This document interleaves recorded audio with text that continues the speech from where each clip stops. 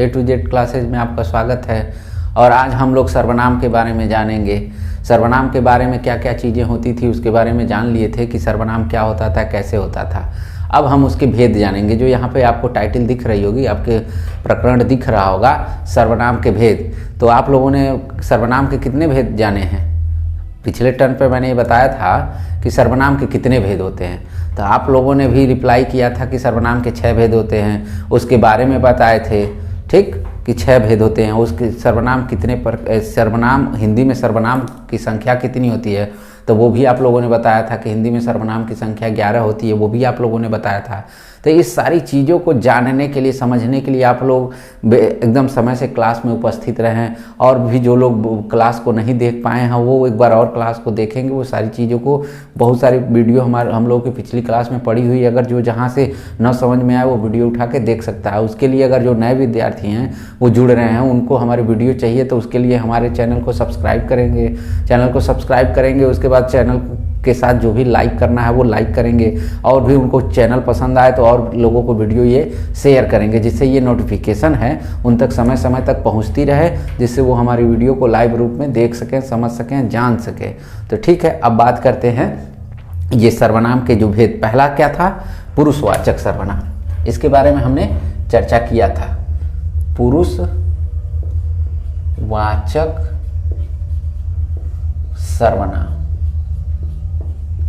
पुरुषवाचक सर्वनाम, इसके बारे में जाना था हम लोगों ने। इसके बारे में जाना था कि इसके कितने प्रकार होते हैं, पुरुषवाचक सर्वनाम के कितने प्रकार होते हैं। तो पहला होता है, एक एक करके, उत्तम पुरुष। दूसरा क्या होता है? पहले उत्तम पुरुष की बात करते हैं, एक एक करके बात करते चलते हैं, तो जिससे आपको सीखने में वो चीज़ें आसानी लगेगी। उत्तम पुरुष क्या होता है? पिछले टर्न पे मैंने इसका पहचान चिन्ह बताया था कि क्या होता है भाई? मैं और हम, ये इसका पहचान चिन्ह है। ठीक, ये इसका पहचान चिन्ह है कि उत्तम पुरुष के लिए कौन से वर्ड प्रयोग में आते हैं, कौन से शब्द प्रयोग में आते हैं। तो आप कहेंगे मैं यानी मैं, हम यानी हम, यानी दोनों ये शब्द एक ही लोगों के लिए प्रयोग हो रहे हैं, चाहे मैं कहिए चाहे हम कहिए। शब्दों में बस थोड़ा सा बदलाव है, लेकिन जो उसका शाब्दिक अर्थ रूप जाता है वो एक कहला रहा है। तो ये उत्तम पुरुष, मैं इसके बारे में जानना चाहता हूं कि उत्तम पुरुष किसको कहते हैं। ठीक, जल्दी बताइए कमेंट के माध्यम से। इसमें कहा जाता है, जिस सर्वनाम शब्दों में, सर्वनाम शब्दों का लेखक या वक्ता,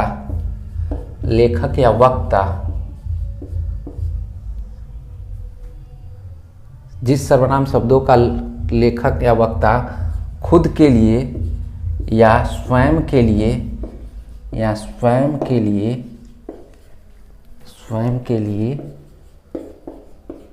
प्रयोग करता है,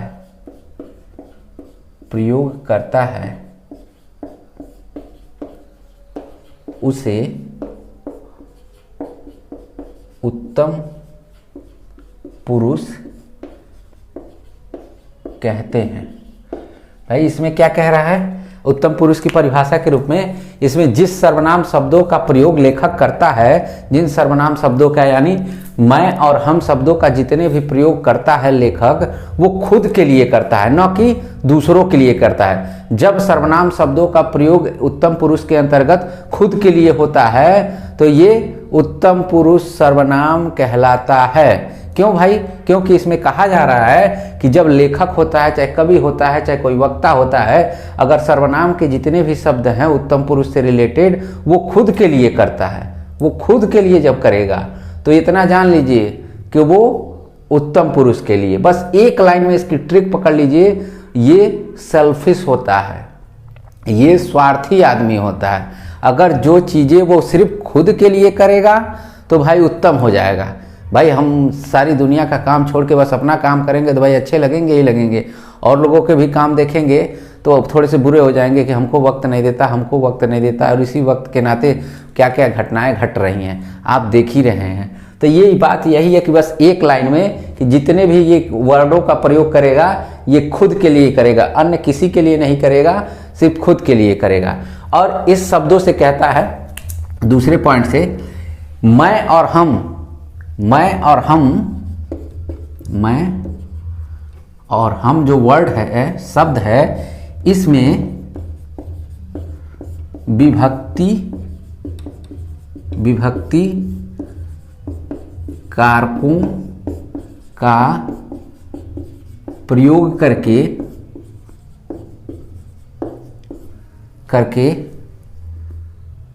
वाक्यों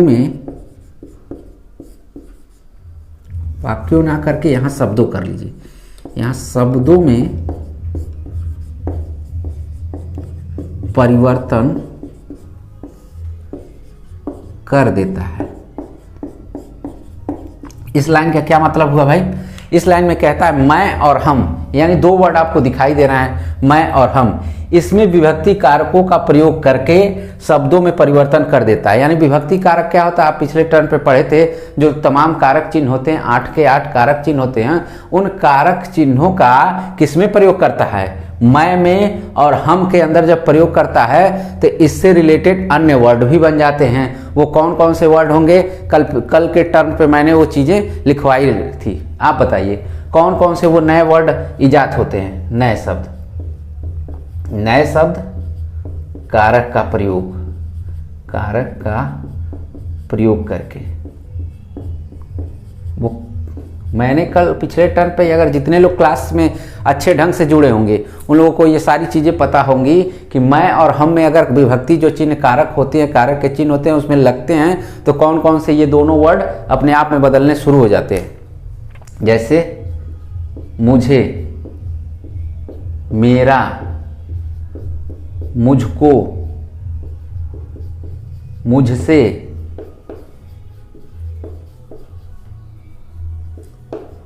ये इत्यादि, मतलब इस तरह के आदि शब्दों का भी प्रयोग होता है। भाई आप कारक चिन्ह इन दोनों के अंदर प्रयोग करेंगे, एक अनेक प्रकार के शब्दों का आप निर्माण करते हैं, और अनेक प्रकार के शब्दों का जब निर्माण कर लेते हैं तो ये पता चल जाता है कि भाई ये मुझे यानी मुझे ही, मेरा यानी मेरा ही, मुझको यानी सिर्फ मुझको, मुझसे यानी मुझसे, यानी ये सारी चीज़ें होती हैं। मैंने भी कह सकते हैं, मैंने यानी मैंने, ये सारी चीज़ें देखिए किसी दूसरे के लिए प्रयोग में आ रही हैं। जो इसमें कारक चिन्ह इन दोनों में लगा है तो देखिए एक नए वर्ड इजाद हो गए हैं, नए शब्दों में लिखा भी यहाँ पे हुआ है कि परिवर्तन कर देता है, यानी इसमें कारक चिन्ह लगा है, ये नए शब्द इजाद हो गए, नए शब्द बन गए हैं। और जब नए शब्द बन गए भाई तो हम इसको जान सकते हैं कि क्या क्या चीज़ें हो रही हैं। और ये नए शब्द जो बने हैं दूसरे के लिए, देखिए दूसरे के लिए प्रयोग में तब भी नहीं बने हैं, ये तब भी बने हैं तो सिर्फ अपने लिए ही बने हैं। जैसे एक आक उदाहरण होके बताइए, उदाहरण बता दीजिए, इन शब्दों से रिलेटेड एक उदाहरण बता दीजिए। इससे मैं गोरखपुर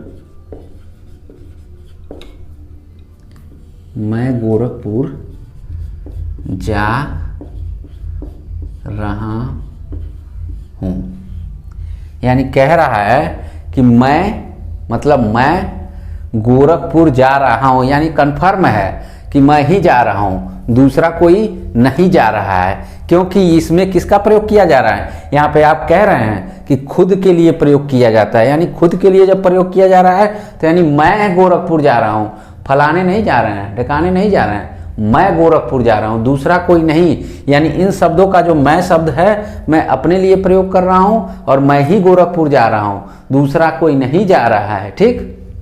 ठीक। दूसरा उदाहरण है, हम बारात जा रहे हैं।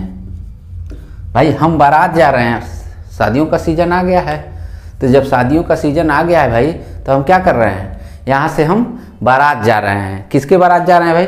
अभी कई लोगों की शादी है, जो इसमें व्यूअर हैं वो भी देख रहे हैं, जो समझ रहे हैं, वो जान रहे हैं, उनकी भी किसी न किसी की इसमें से शादी होगी। तो क्या करेंगे हम, क्या करेंगे यहाँ पे हम आपकी जो इतने लोग देख रहे हैं, इतने लोगों में से किसी की शादी होगी तो हम उसके बारात में जा रहे हैं। वही कह रहा हम, मतलब मैं जा रहा हूँ, यानी मैं रजनीश प्रताप सिंह बारात जा रहा हूँ। किसके? आपके। किसके? आपके। आप लोग हैं, आपके बारात में जा रहा हूँ। ठीक, तो हम बारात जा रहे हैं, ये शब्दों का प्रयोग आ रहा है। ठीक ठीक, ये हम समझ में आया ना, हम बारात जा रहे हैं। किसी को कोई कंफ्यूजन, किसी और को भी बारात चलना है? किसी और को भी? हाँ,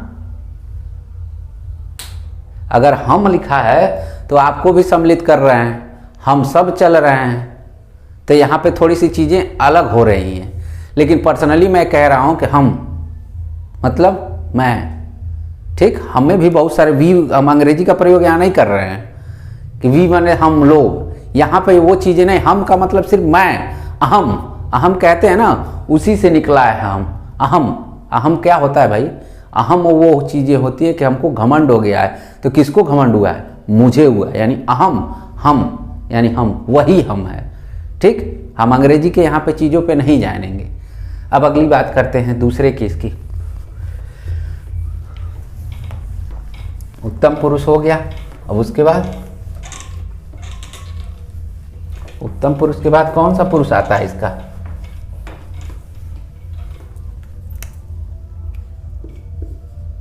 मध्यम पुरुष। मध्यम पुरुष की क्या परिभाषा भाई? मध्यम पुरुष की क्या परिभाषा है? पहले इसकी पहचान जान लीजिए। तुम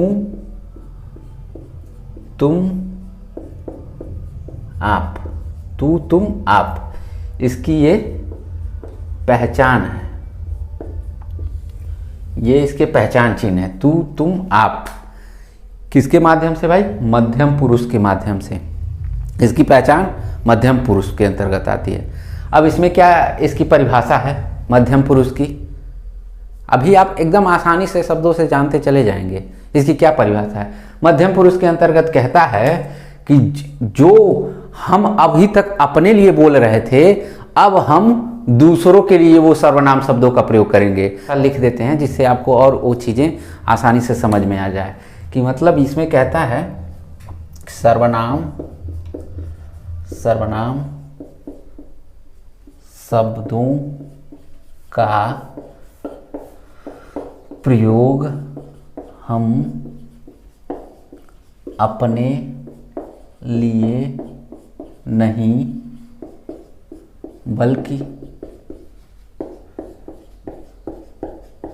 बल्कि दूसरों के लिए करते हैं। अभी तक हम सर्वनाम शब्दों में जो उत्तम पुरुष था उसमें क्या कर रहे थे? हम अपने लिए प्रयोग कर रहे थे। अब यहाँ से क्या कर रहे हैं भाई? ये जो सर्वनाम के शब्द हैं, ये तू तुम आप है, ये सिर्फ और सिर्फ हम दूसरों के लिए प्रयोग करते हैं। ये शब्द हम कभी भी अपने लिए प्रयोग नहीं करते हैं, हमेशा ये शब्द हम दूसरों के लिए प्रयोग करते हैं। फिर जैसे उसमें लिखा गया था कि विभक्ति कारकों का प्रयोग करके, विभक्ति कारकों का प्रयोग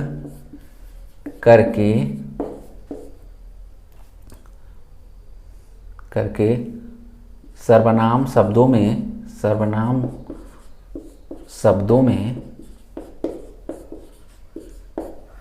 परिवर्तन किया जा सकता है। परिवर्तन किया जा सकता है। जैसे क्या परिवर्तन कर सकते हैं भाई? जैसे तुमको तुझे कर सकते हैं। तुमको क्या कर सकते हैं? तुझे। तुमको तुझे कर सकते हैं। तुमको तुझे कर सकते हैं। ठीक, तुमको भी कर सकते हैं। तुमको भी। अब आप बचा है, आपसे कर सकते हैं। और क्या शब्द बना सकते हैं? आपके, आपके भी बना सकते हैं। और भी शब्द बनाया जा सकता है, जितने शब्द चाहें। ये नहीं कि हम 4 लिख दिए तो बस 4 ही शब्द बनेगा। ये देखिए, कोई ये चारों शब्द जो दिखाई दे रहे हैं, ये शब्द जो हैं अपने लिए प्रयोग नहीं हो रहे हैं। तुझे प्रयोग हो रहे हैं, मतलब ये दूसरे के लिए प्रयोग हो रहे हैं। तुमको प्रयोग हो रहे हैं, ये भी दूसरे के लिए ही प्रयोग हो रहे हैं। आपसे हो रहा है तो भाई आपसे कोई बात हम कह रहे हैं। आपके, आपके लिए कोई बात कह रहे हैं। ये सारे जो सर्वनाम शब्द हैं, इसमें विभक्ति कारकों का प्रयोग करके इनको इस रूप में परिवर्तन कर दिया गया है। अब इनका जब परिवर्तन कर दिया गया है तो आप उदाहरण, किस प्रकार के उदाहरण लेके काम कर सकते हैं भाई? किस तरह के उदाहरण? कि उदाहरण, बहुत सारे उदाहरण बना सकते हैं। तुम क्या कर रहे हो? और क्या? और क्या कहते हैं ना, तुमको क्या मतलब है? तुमको क्या मतलब है? कहते हैं ना, आपकी इच्छा, आपकी इच्छा, ठीक। आपकी यात्रा, आपकी यात्रा मंगलमय हो। ये सब क्या है?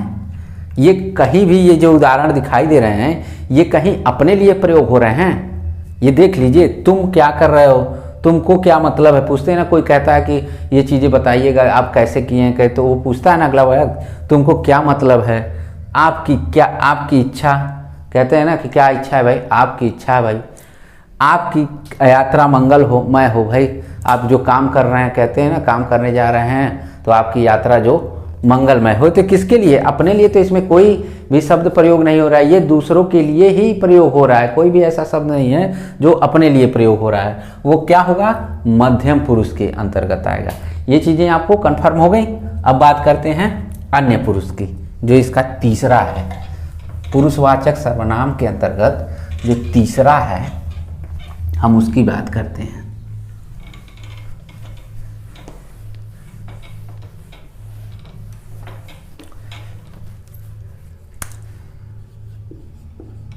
अन्य पुरुष, ये इसका तीसरा होता है अन्य पुरुष। इसको क्या कहते हैं भाई?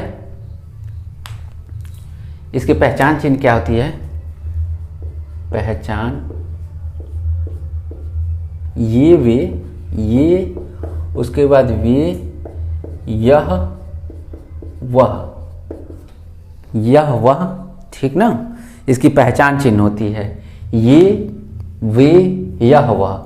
इसकी पहचान चिन्ह हो गई। अब इसकी भी जैसे उन दोनों की परिभाषा बताए थे, मध्यम पुरुष की परिभाषा, उत्तम पुरुष की परिभाषा, ठीक इसी तरह इनकी भी परिभाषा। 2 परिभाषा से कन्फर्म, उत्तम पुरुष में अपने लिए, मध्यम पुरुष में दूसरे के लिए। और इसी को देख लीजिए, ये कहता है कि ये अन्य पुरुष में न तो ये अब हमारे लिए कहा जाएगा और न तो आपके लिए कहा जाएगा। आप हमारे आमने सामने हैं तो ना आप हमसे कुछ कहेंगे ना हम आपसे कुछ कहेंगे। यानी इसमें जो सर्वनाम के शब्द होंगे, ना हम आपके लिए वो सर्वनाम शब्द बोलेंगे, ना आप वो सर्वनाम शब्द मेरे लिए बोलेंगे। ये किसके लिए बोला जाएगा? अन्य किसी तीसरे के लिए। यानी अब यहाँ पर सर्वनाम शब्दों का प्रयोग, शब्दों का प्रयोग वक्ता, श्रोता के लिए नहीं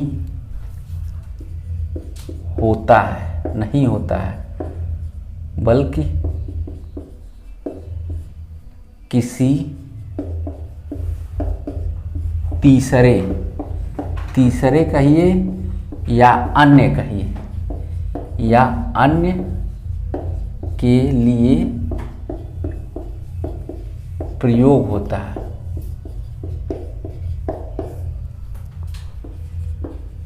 ये चीजें हैं, ये किसी अन्य के लिए प्रयोग किया जाता है। यहाँ पे अब ये परिभाषा कह रही है कि ना तो ये अपने लिए प्रयोग हो रहा है, ना तो ये आपके लिए प्रयोग हो रहा है। अब ये प्रयोग किसके लिए रहा है? तीसरे के लिए हो रहा है। अब इससे भी विभक्ति कारक चिन्ह लग के ये परिवर्तन, विभक्ति कारक चिन्ह लग के इसमें भी परिवर्तन हो रहा है। ठीक, तो कौन कौन से शब्द बन सकते हैं देखिएगा, थोड़ा सा देख कर बताइए। तो उनको, आप कोई शब्द बताइए कोई तीसरे के लिए।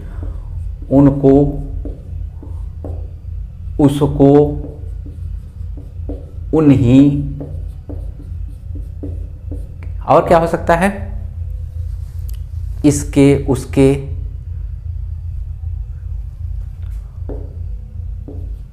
उसके, इसके, और भी शब्द बन सकते हैं। ये सारे शब्द बन सकते हैं किसी तीसरे पक्ष के लिए ये बात कर रहे हैं। उनको, उसको, उन्हीं को, उसके लिए, इसके लिए, तो ये किसके लिए पक्ष में बात कर रहे हैं? ये किसी तीसरे पक्ष की बात कर रहे हैं। यहाँ पे कह रहा है ना, सर्वनाम शब्दों का प्रयोग ना तो वक्ता खुद के लिए करता है ना श्रोता के लिए करता है। ये किसके लिए प्रयोग करता है? ये किसी तीसरे के लिए या किसी अन्य के लिए प्रयोग करता है। तो वहाँ पे अन्य पुरुष, इसीलिए इसको अन्य पुरुष कहा जाता है। और इसमें अगर विभक्ति कारकों का चिन्ह अगर प्रयोग हो रहा है तो उनको बन जा रहा है, उसको बन जा रहा है, उन्हीं बन रहा है, उसके, इसके, और भी शब्द बन सकते हैं। जितने शब्द आप बना सकते हैं उतने शब्द बना सकते हैं। तो क्या कहा जा सकता है भाई? उदाहरण, वह क्या कर रहा है। वह क्या कर रहा है भैया, आप बताइए, वह क्या कर रहा है? वह घूम रहा है। ठीक, वे सब कहाँ गए? इस तरह के आप शब्दों का प्रयोग करके ये किसी अन्य की ही पहचान बना सकते हैं। किसी तीसरे की पहचान बता रहे हैं। ये अपने लिए पहचान नहीं, ना श्रोता के लिए पहचान बता रहे हैं। ये किसी तीसरे पक्ष की बात कर रहे हैं। तो उदाहरण लिखने के लिए तो बहुत सारे उदाहरण लिखे जा सकते हैं। तो आप खुद उदाहरणों को समझ लीजिएगा। जरूरी क्या था? ये परिभाषा में एक बार आप समझ लिए कि ना अपने लिए प्रयोग हो रहा है, ना वक्त, ना हम अपने लिए, ना आपके लिए, ये किसी तीसरे पक्ष के लिए। तो इससे आप शब्दों का सिलेक्शन आसानी से कर सकते हैं। उन शब्दों को पहचान भी सकते हैं कि ये कौन से पुरुष के अंतर्गत आएगा। अब बात करते हैं दूसरे की। अभी तक पुरुषवाचक सर्वनाम था, अगला कौन सा सर्वनाम है? अगला सर्वनाम कौन सा है? निश्चित या निश्चय वाचक सर्वनाम। दूसरा है निश्चय वाचक सर्वनाम। निश्चयवाचक भाई क्या? इसमें कहा जाता है कि चाहे व्यक्ति पास हो चाहे दूर हो, उनको बुलाने के लिए हमको निश्चित रूप से कुछ न कुछ सर्वनाम के प्रयोग करना पड़ता है। जैसे भाई कहते हैं, इसका पहचान चिन्ह क्या है? निश्चय का पहचान चिन्ह क्या है? यह वह। निश्चयवाचक सर्वनाम का क्या पहचान चिन्ह है भाई? यह और वह।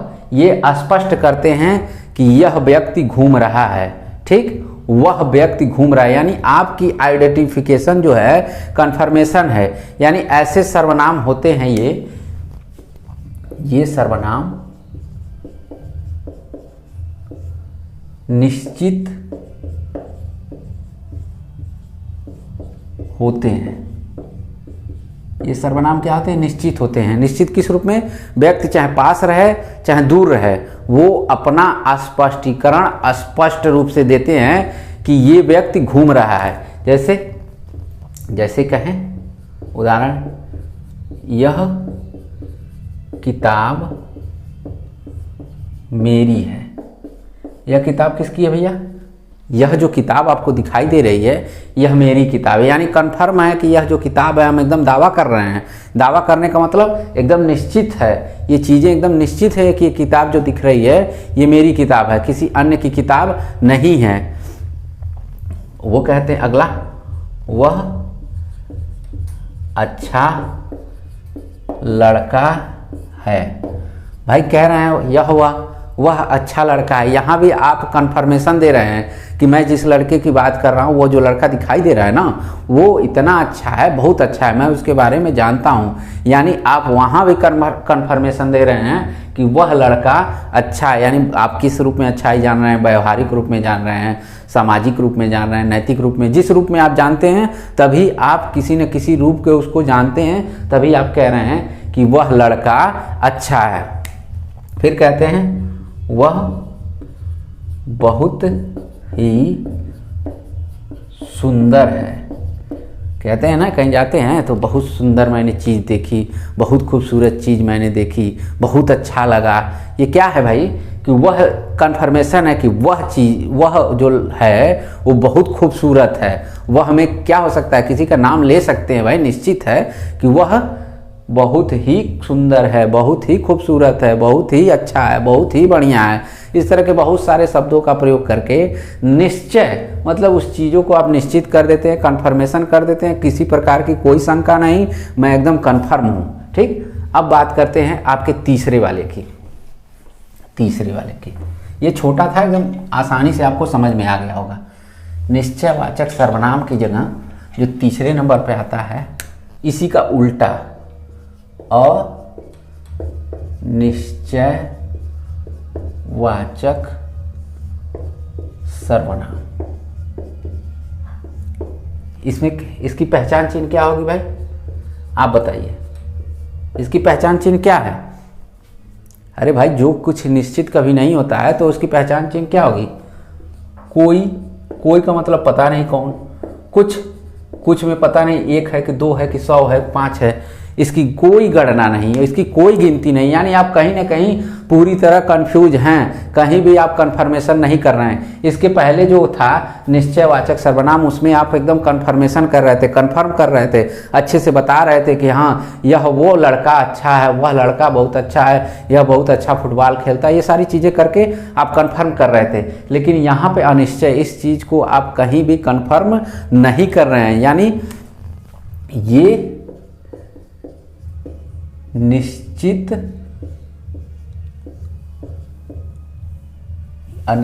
की जगह अनिश्चित होने का बोध होता है। अनिश्चित होने का बोध होता है। इसमें निश्चित कोई भी चीज़ नहीं है, अनिश्चित जो चीज़ें हैं उसी के बारे में हम जानते हैं कि ये कंफर्म नहीं है। जैसे कहा जाए उदाहरण के बाद, कोई आ रहा है, अब पता नहीं कौन आ रहा है भैया, कोई आ ही रहा होगा। कौन आ रहा है तो हमको नहीं पता, कोई आ ही रहा होगा। पूछते हैं ना, अरे यार जानते हो? तो कह रहा है नहीं हम नहीं जानते हैं। तो क्या हुआ? कोई आ रहा है, तो हम ये जान ही नहीं पा रहे हैं। जब वो चीज़ें नहीं जान पा रहे हैं तो अनिश्चयवाचक सर्वनाम के अंतर्गत होता है। कहता है कुछ खाने को दो।